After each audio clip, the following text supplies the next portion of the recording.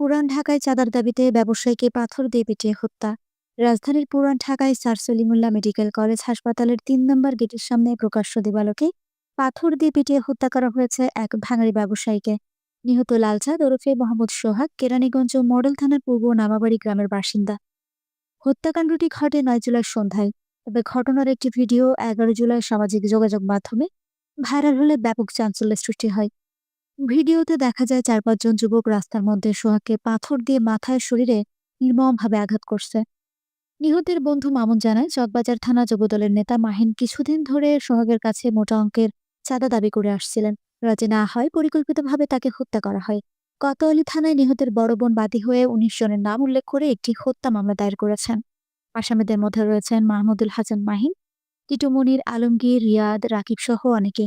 Police জানিয়েছে, অভিযুক্তদের অধিকাংশই যুবদল ও ছাত্রদলের রাজনীতির সঙ্গে জড়িত।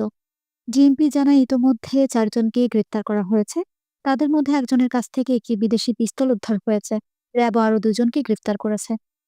নিহতের মরদেহ বরগুনা সদরে দাফন করা হয়েছে। তিনি স্ত্রী, এক ছেলে ও এক মেয়েকে রেখে গেছেন। পুলিশ জানিয়েছে, চাঁদা না দেওয়াকে কেন্দ্র করে এই হত্যাকাণ্ড সংঘটিত হয়েছে এবং বাকি আসামিদের ধরতে অভিযান অব্যাহত রয়েছে। অনন্যা মালিথা সুমি, দৈনিক দেশ জনতা।